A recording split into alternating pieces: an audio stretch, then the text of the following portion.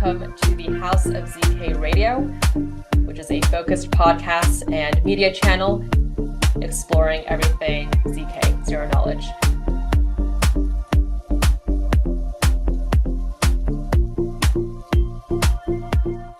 All right. Hi, everyone. Welcome to the House of ZK Radio podcast. My name is Alice. I'm a host at House of ZK. I'm joined here by Ming, who is a chief research scientist at ZKM and also co-founder at GOAT. Ming, would you like to maybe introduce yourself and speak a little bit more about what you do at ZKM and GOAT? Sure. So ZKM is a project that develops zero knowledge virtual machine, and it powers the GOAT network, which is a Bitcoin layer 2 application platform network. So we'll be developing this for 2 years, and now we have released ZKMIPS 10.0, which is the zero knowledge virtual machine on the instruction sets MIPS. This is all the stable computer architecture, and it's a VCP and it's binary built into not billions of sensors and meta devices. And GOAT network is enabling applications as part of the Bitcoin consensus powered by this ZKMIPS, and it'll be a technology. So we're doing that. We're already releasing it, and I'm excited to talk about this in ASIN, crypto, blockchain, and Bitcoin. Great. And part of this conversation for today will focus on first the origin of ZK in the Bitcoin space, and then also the the relationship between ZK and Bitcoin. So from your work in both ZKM and GOAT, where does that relationship lie? Right. ZEM starts as a Ethereum project because the Ethereum is the only one that does in the layer 2 called rollup. So this is a scaleless solution, scalability challenge for Ethereum. But this technology is actually universal. So what ZKM builds, we call it universal rollup, or from a economic point of view, it's a universal settlement network. By settlement, we actually not restricted to just financial settlements, but generally just a settlement for compete. What that means is that in decentralized applications, every application needs to prove itself to other parties involved. If you're cross-blessing, that's why there's a proof involved. This is basically the mindset of verified or computed. So and for that to be settled, right, means that compute the communication that becomes the foundation of the application needs to be verified by the person to use that application. And we do that, complete a cycle or in the proof that it gets at the proof and is verified two part. And when that cycle is completed, we call it settle. So this is what we mean by universal settlement network. And for this increase financial transactions that people are familiar with, but does not entail consider any compute, which is very powerful. And we're kind of in the very early stages exploring this magical actually capability of this technology. And GOAT network is the first application platform / framework we built with the Bitcoin ecosystem. We could we'll go deeper into that in this series of talks. But today I would be very happy to kind of go back to the roots of all this, and be the first crypto blockchain, or just Bitcoin. I remember Alice had interviewed with other founders that started to do this, and people kind of wonder this the beginning is actually not. But the ZK zero knowledge had a very early encounter with Bitcoin when Bitcoin was trying to very early, trying to early dominate the technology out there. But then, if you remember Zcash, it just like been around like since almost the beginning, like 10 years, a decade ago, and that was based off the fundamental tech called luck, and since then this is I would call it like the third generation of zero knowledge technologies, which is not just to prove any specific transactions, for example, crypto transactions, but it's general compute. Mhm.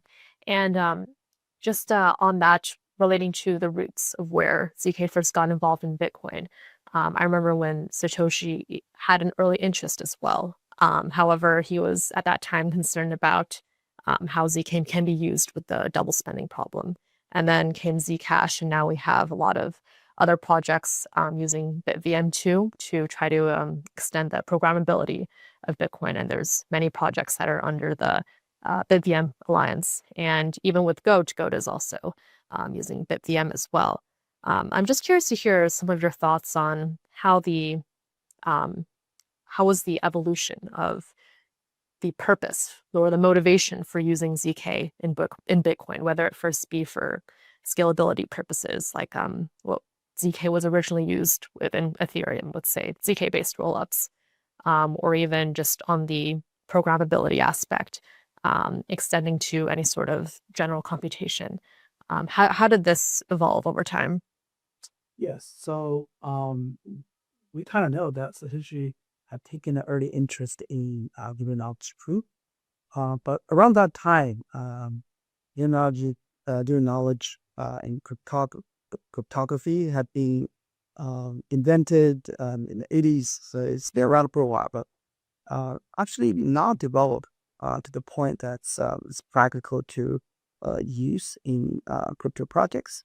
Um, the most of like the private knowledge is actually developed uh, in um, in the crypto blockchain project called Ethereum, and Ethereum really took the initiative.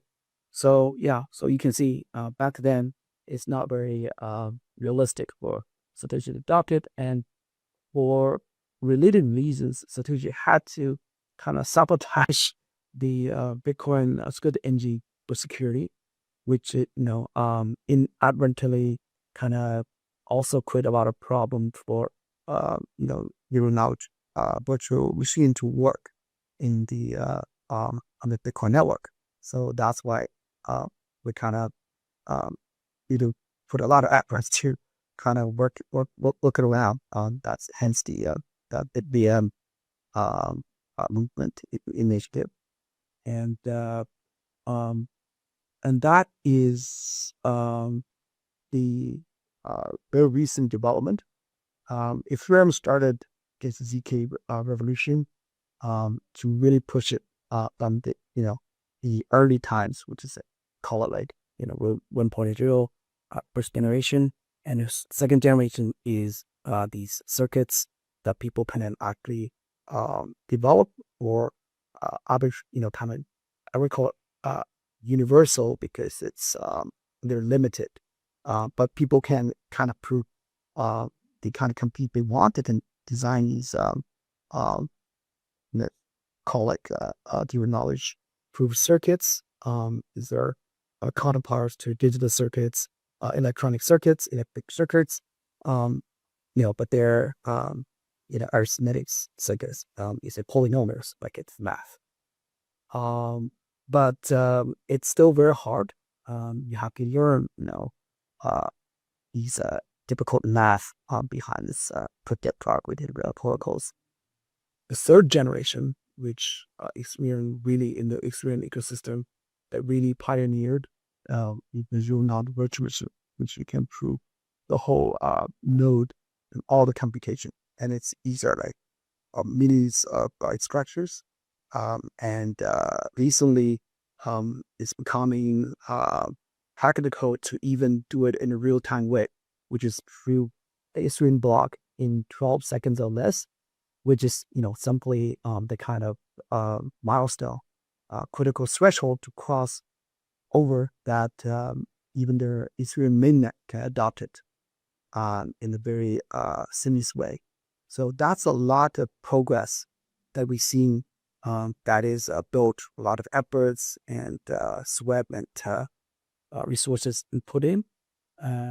But per time we can kind of eat it back to the kind of news that Satoshi had earlier, but had to. This is my interpretation, of course, but I think Satoshi wanted Bitcoin to be used, not the kind of held, right? It's the white paper is literally had like P2P payments of the use case in the white paper. I'm sure if you wanted to be used in a more universal way, but had to scale back or security, because that's the first requirement for any crypto blockchain application. And we'll come back to that. But I think, now it's time to really bring this back to the Bitcoin network. And the way to do it is kind of use a two-layer solution, not because it's the most practical way, but also it's the more secure way. We'll discuss this. These things are not to be compromised, and that's why we can develop these kind of complex technologies to bring the kind of vision that Satoshi already had. Again, it's my interpretation, but I believe that is the what we want and the end goal. Yeah, absolutely. And it's really great that you mentioned about kind of the changing narratives that we've also seen. Like you mentioned, when Bitcoin was first created, Satoshi imagined it to be the P2P kind of payment system. Now it has evolved into a narrative, as you say, holding, where people treat Bitcoin as digital gold or a store of value system rather than something that can be interacted with, something that can be used. So, and I think that for a lot of these projects, especially those that are trying to extend Bitcoin's programmability, like those involved in the VM2 Alliance, are really trying to bring back that initial narrative, as well as enable some more new use cases from it as well, like say those that are DeFi based, and there's even some developments being made with Bitcoin-backed stablecoins as well. That's a really big use case that some projects are working on. And it's also very interesting that you mentioned about Ethereum's roadmap with incorporating ZK, and how we saw Ethereum as kind of the initial first environments for which ZK can be developed and used in. And we had a lot of learnings along the way, like say with the on the developer experience, on the overall user experience side. Initially, only a handful of people could use ZK. I think only maybe around, I forgot the exact number, but around like 1,000 people in the world are able to use these ZK domain-specific languages to write circuits. Not many people can do that. But now there are a lot of other new developments where we don't have to handwrite these circuits, where we can use first these more simplified ZK DSLs that may mimic some languages that we're familiar with, like with Rust. But now there's even the development of ZK VMs, like what ZKM is building. Now developers don't even need to learn a new language in the first place. They can just simply write Rust code, and from that program that they write, generate a proof that proves the execution of that. So we've come a really long way. Do you think that with kind of Ethereum being our initial, almost like a test environment, would its integration with ZK be a bit easier, at least on the developer experience side, or do you think we'll perhaps encounter some new challenges? I mean, as you mentioned, there were some differences between like Bitcoin and Ethereum's approach. Bitcoin had to take some measures to really prioritize its security, and the community is a bit more tends to be a bit more conservative. Do you have any kinds of predictions as to how greater adoption for ZK and Bitcoin would look like compared to what we saw in Ethereum? Yes. I think a lot of when I reflect on these topics and varied point of view, I tend to think it's not just the technology that's the matter here, uh, because you know the one thing that differentiate a Web3 with Web2 is that a Web2 because it's centralized, users or developers, uh, a lot of these fundamentals are kind of either abstracted away or taken away from them. That you don't need to worry about them because you don't actually being included. From a political point of view, there's always on top of economics, there's also um, political colony side to it. A lot of time it's being designed that way because that's the only variable option. For example, you don't have to worry something sounds like a good thing, but it's also a bad thing, which is, will not be included in a park that's lucrative or, um, it's just being more in a, self um, agency kind of way, right? Because, the kind of deep connection between money and economy is kind of severed, right? In the Web2 traditional world, because we have this whole sector of finance industry kind of taking care of everything, right? Um, even each company has a finance department, you have a CFO, and so, users and developers, and we don't have to worry about it. But then you don't even have any control over that, right? Like you were told that this is kind of money you can earn or this is the kind of profit you can make. So you don't have a choice. You don't have a set other sides that you don't have to worry about it, taken care of. But then when, a financial crisis hits, even though most people are actually not involved and kind of innocent, but this just hits them, right? So, in order to kind of reverse this, um, you have to take that in control. So this is the whole Web3 or crypto blockchain, or basically the decentralized movement is all about. So a P2P payment network is not just P2P because we have P2P payment systems. But the main point is not that's P2P, but because it's decentralized in a sense that everything is decentralized. You take the finances into your own hands. So every transaction is not just about the transfer of transactions of financial assets. You're also involved in all aspects. For example, yield, profit, everything is kind of distributed in a decentralized way in every transaction, in every economic activity. But in order to do this, trust has to be decentralized as well, which is hard, right? Because in the old time, you don't have to worry about this. Trust is delegated away by the banks, the corporations, governments, right? So you don't need to worry about them, but then you also don't have control. Now you have full control, but then you have more worries because you have to worry about decentralized trust. Verifiable computing, where this technology is all about, is about this. It enables you to kind of mathematically have this control.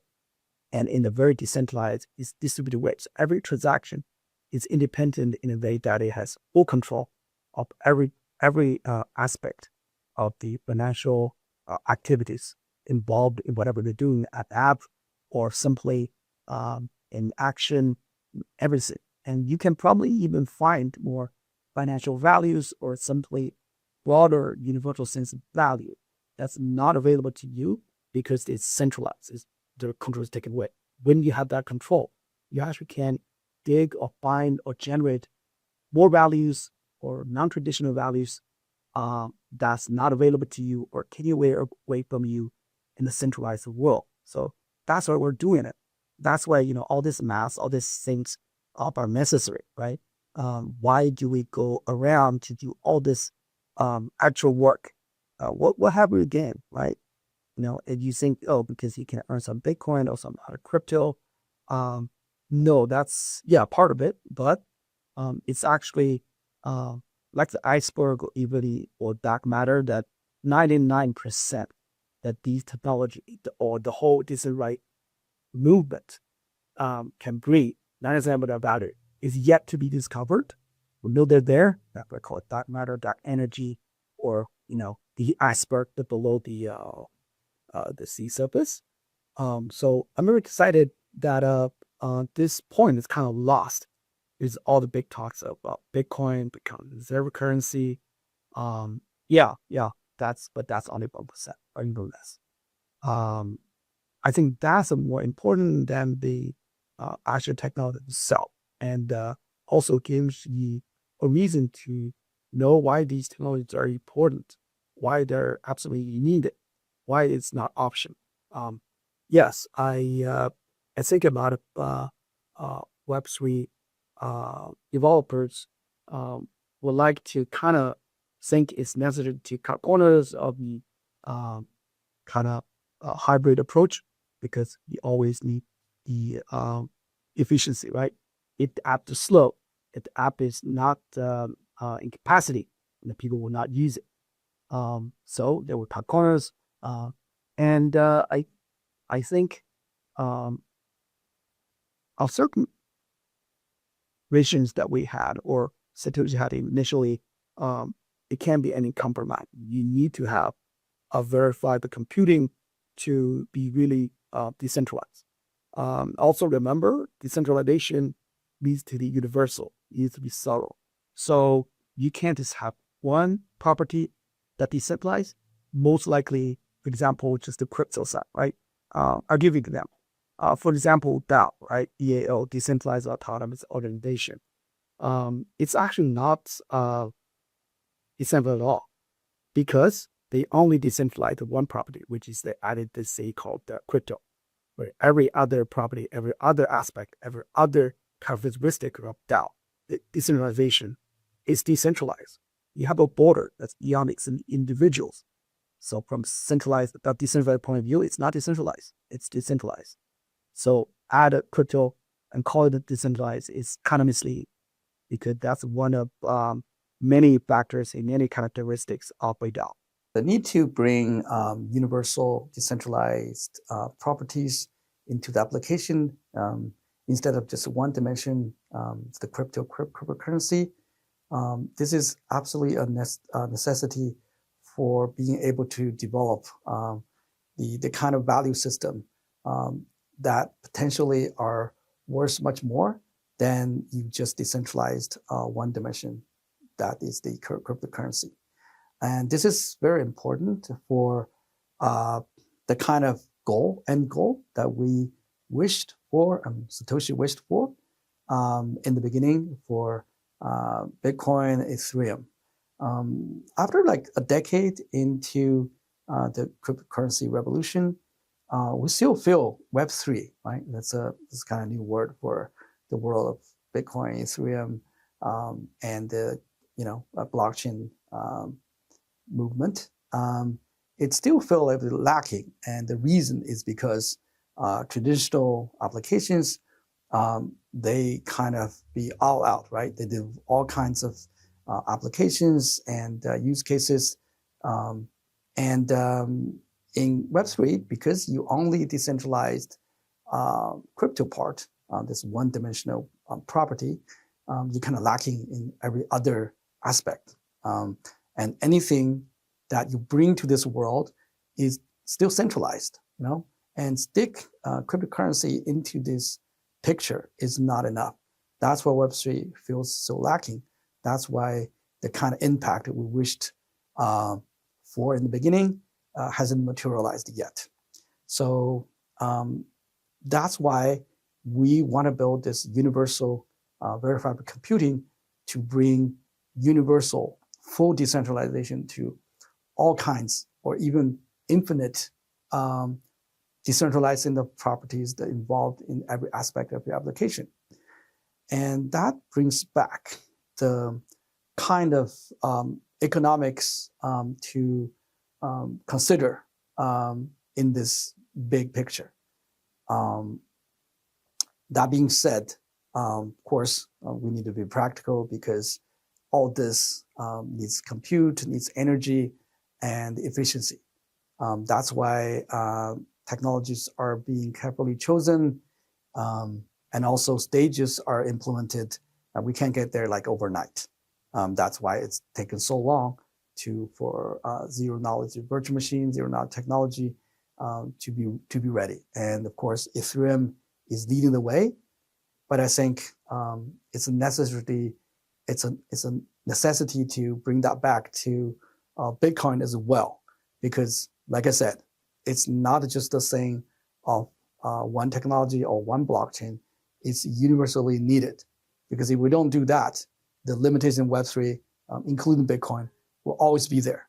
And even the dream of point-to-point payment that Satoshi dreamed will not be materialized, right? Because Bitcoin is kind of going separate from the internet, from the rest of the world, because people want security. And I think right now, the consideration of security is like overwhelming the need for applications, and that is not healthy. Alice, you know a lot of projects.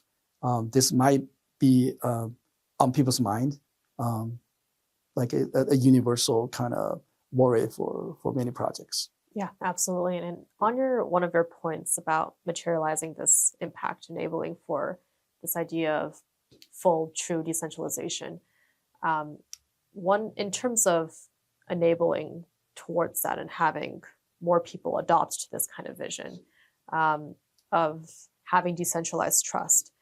Right now, there are still many skeptics out there. Even you and I growing up, we grew up to be accustomed to conforming to these centralized frameworks, having a central entity that we can depend on, that we can so on trust. So how can we go about with approaching this decentralized, trusted mindset without reverting back to our old traditional ways of thinking? And just another thought, when we were at Bitcoin Vegas, there was a panel in the Bitcoin Economy Conference. I remember one of the panelists were saying that a lot of these institutions don't really care about the idea of trustlessness, about the idea of trust minimization. They want someone who is trustworthy, someone that they can sue, someone that has accountability, someone that they can, shift the blame to if something unexpected happens.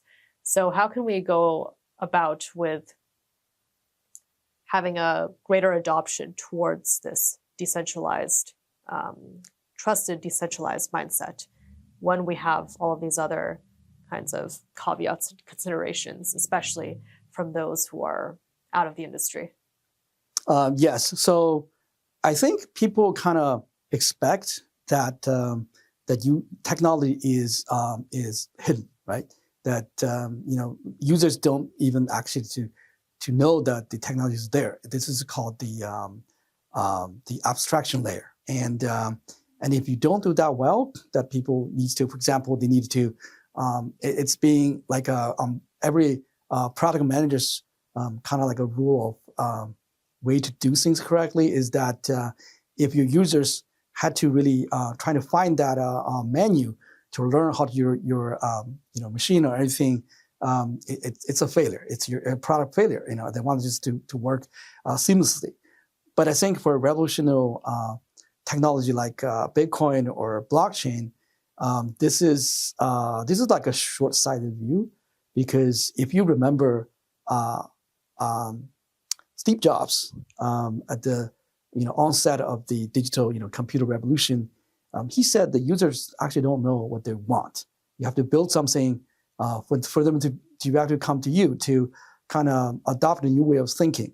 I think this is exactly the kind of attitude we should adopt for Web3 technologies, that people will have to change their habit, but not in a kind of inconvenient way, but a new way, right? They do new things. Just remember all the behavioral change when people first have like internet, right?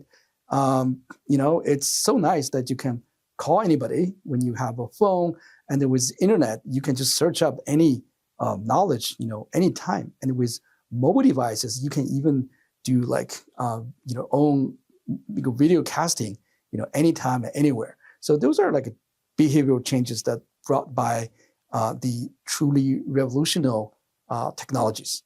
So that being said, we need to have a balance, because if the initial adoption barrier is too high, people will just not use the new technology. And so in this regard, I think people still needs to kind of adopt a new mindset of trust.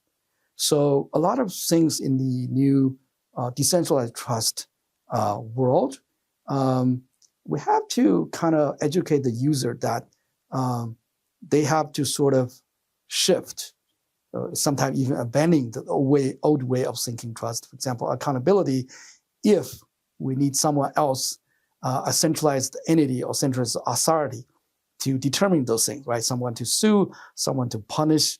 That is, I'm not saying this is wrong, but I'm saying this is the old way of seeing things like this. I would call, like, if we decentralize accountability, what's it like to live in a world with decentralized accountability?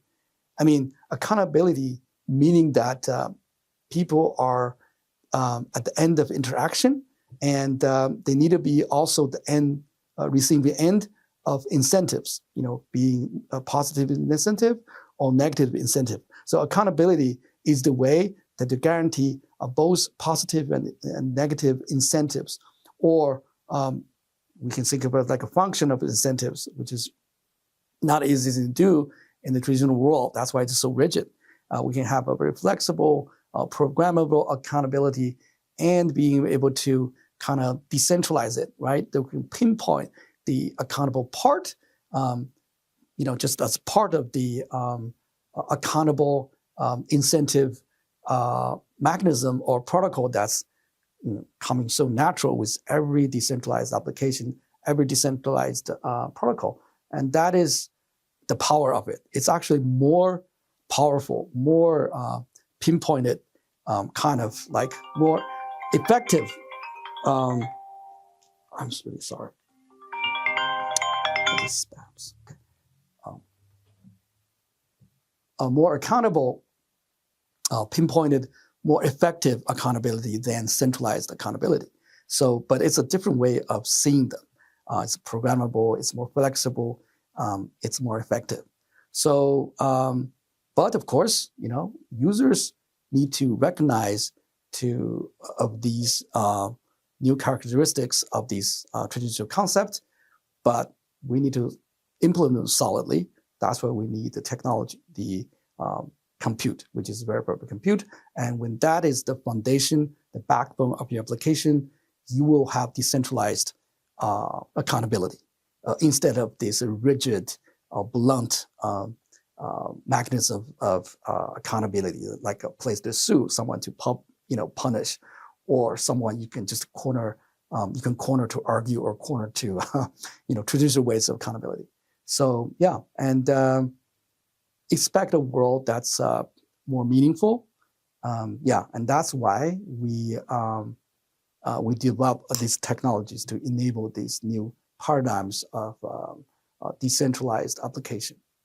And I do like how you mentioned with accountability also comes the consideration with incentives as well. I remember you mentioned previously that we're still need to tap the other 90% of value. And a lot of the current incentive mechanisms, at least with a lot of projects in this space, say involve just users being able to get the project token, or say we have like a lot of people that are trying to optimize for airdrops, for example. So having this very short-term engagement in order to receive that sort of reward. That's something that I think a lot of projects in this space really need to reconsider, how we can have incentives that have actual value that's attached to them. And in doing so, making way for more flexible, more programmable accountability as well. So I think that's a really great point that you bring up.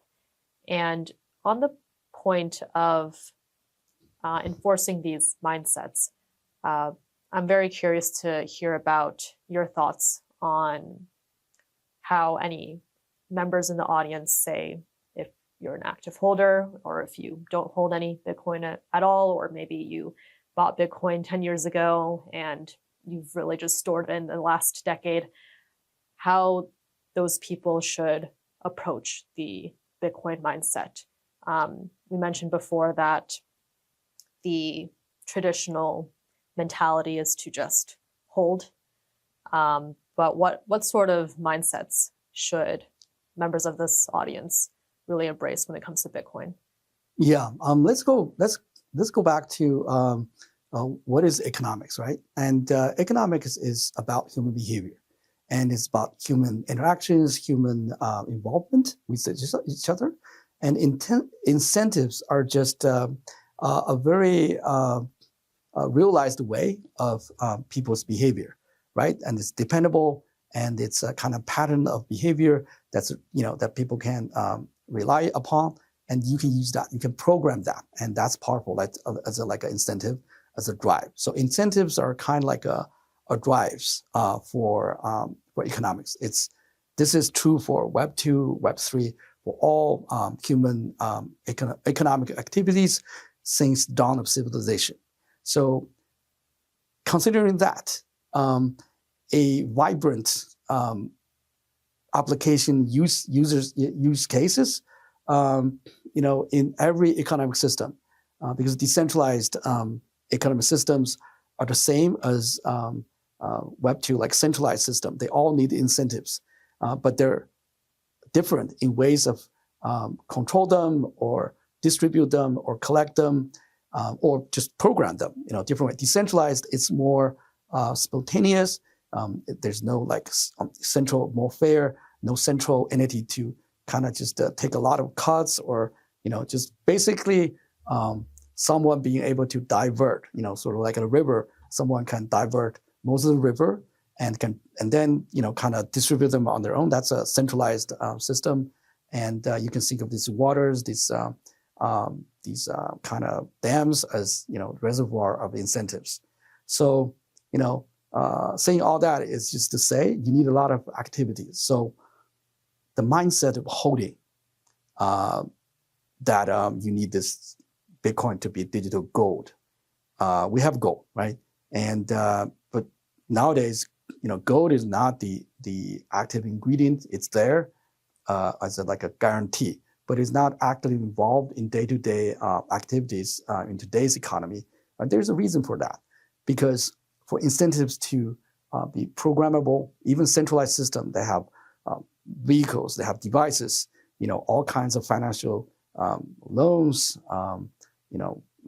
all kinds of asset schemes.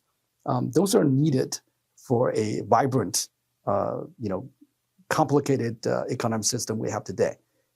Even so, in decentralized systems, that's why the mindset of holding as part of the Bitcoin culture, I think, is not the way to fully implement what Satoshi had in mind. Of course, you remember the white paper, the Bitcoin white paper mentioned P2P payment, right? Of course, that's just one application. And to catch all the values, you actually need more. You need much more activities, right? Bitcoin could be the crypto part, but that's only one aspect of these activities. So in order to bring all human behavior, all human interactive activities into this economic system, be able to program all kinds of human desire, its incentives to do decentralized accountability, because you have positive incentives, you also need to have negative ones. That's just two. You can even have a programmable, like multidimensional, incentive systems, multidimensional accountability. It's you absolutely need it to have, in this distributed decentralized system, we use a concept of liveness. You need a very vibrant liveness. And, if the only activity in the Bitcoin system is just holding, it's like you buried all your gold in the backyards, right? There are societies, revolutions, civilizations in the past that have these tradition to bury, all the gold in your life and bring that into the ground. And then just these civilizations kind of just weasel away because all their wealth is buried on the ground, and then there's nothing to prop the economic activities, and the civilization just died. And we can't have that. So in order to do that, we need to have all kinds of activities in the Bitcoin system. People actually are trying to do that. Remember ordinals and all these. It's actually a good thing that we have them, but the only problem is that it's not secure in the way that the activities are not part of the original Bitcoin consensus system, because Bitcoin consensus system is fixed into only decentralize the Bitcoin cryptocurrency as that one-dimensional property to decentralize. So in order to kind of add back, add all the other dimensions or properties, you need a verifiable computing, and also have that added to the Bitcoin consensus. This is what projects like Gold is doing. They're using universal zero-knowledge virtual machine, as the vehicle, the device for decentralized universal computing, verifiable computing, and bring that consensus to the layer one Bitcoin mainnet. That's why it's different from the solutions like Ordinals. With that, we'll have a vibrant, decentralized Bitcoin, economy, but it's also secure because every property of the universal computing of your application is also verified in the Bitcoin, consensus by devices of zero-knowledge virtual machine and verifiable computing. So that's why this is needed, and also this is a way for people to get value from Bitcoin, other than that. You need a time machine to go back to buy Bitcoin at even like $1,000. And most of the people who will come in the years to come will probably never be able to buy one Bitcoin, and that's a problem.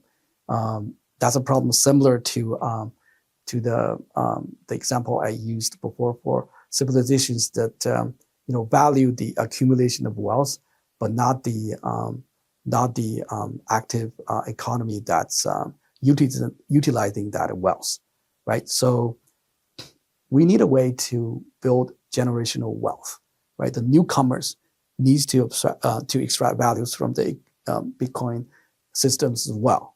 So that's why we need to adopt these new technologies.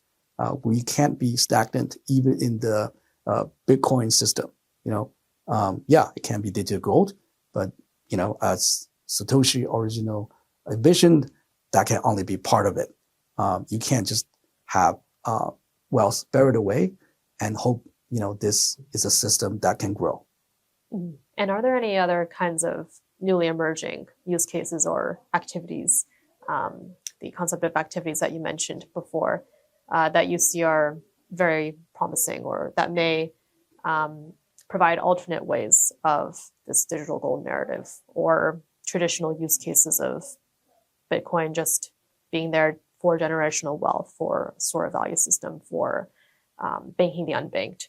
Are there any types of use cases that can be extended with Yes, Bitcoin? there's one sort of like a bridging or connecting kind of app that will kind of bridge the seeing Bitcoin as a digital gold, the holder, and the one that's in the vibrant Bitcoin economy that is live.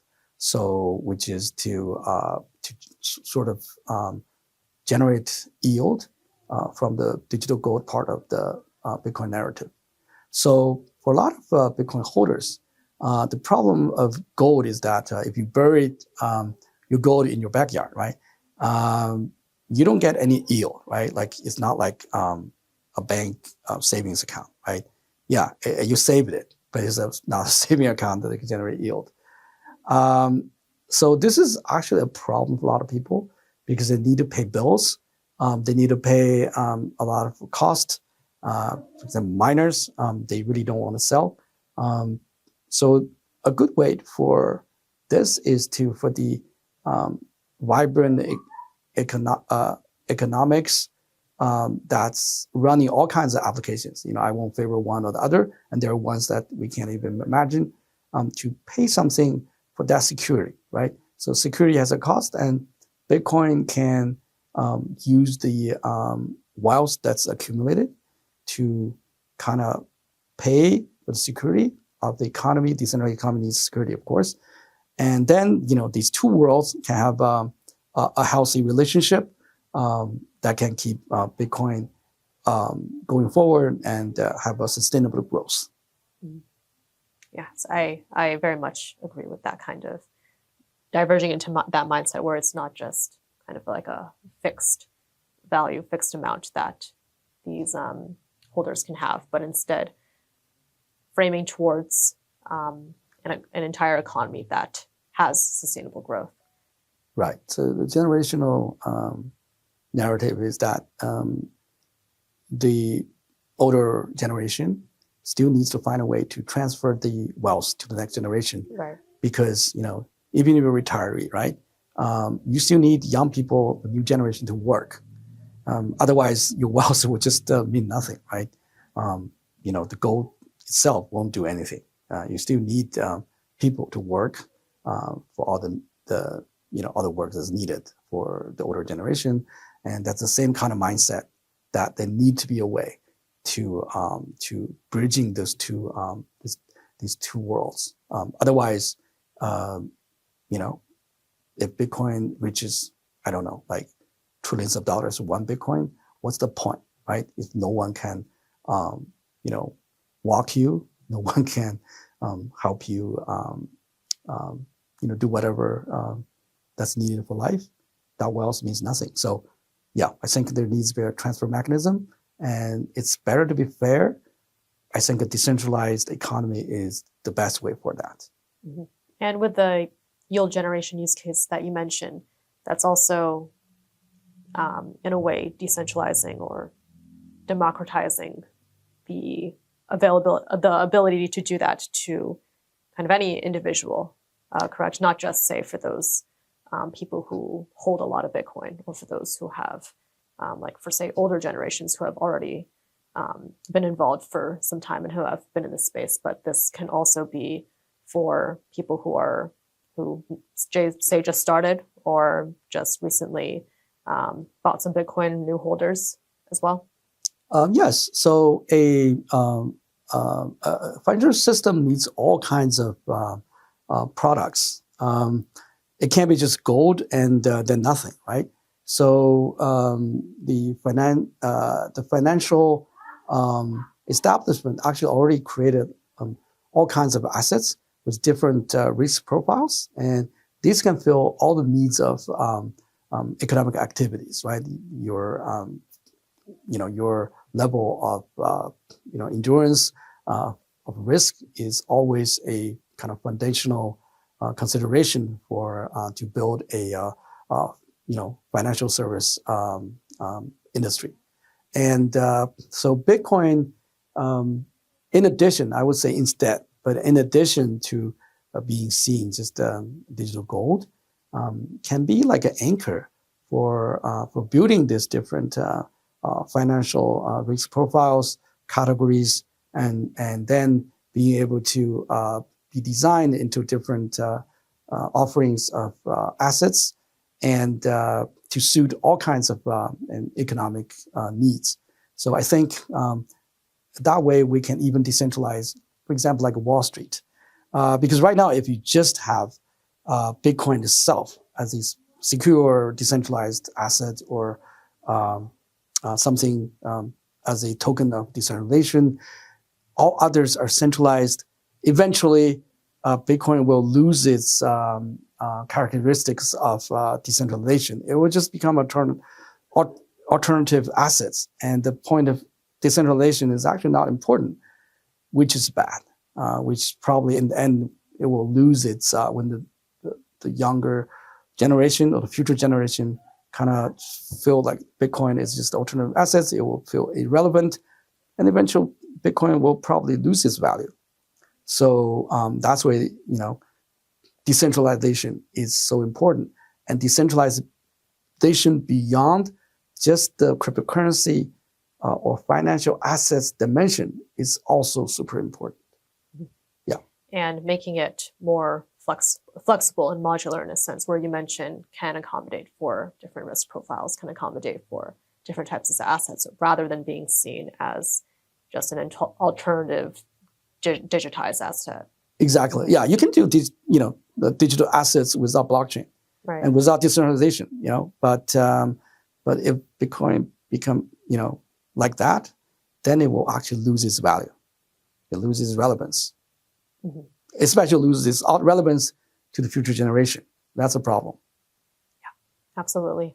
And just as a last question before we close up, I'm wondering if you have any sort of last advice or last closing takeaways that you would like to mention to our audience. I hope this is not like a closing of, I wanted to talk more about a lot of these because that's a lot of new concepts I want to go, just to come back to.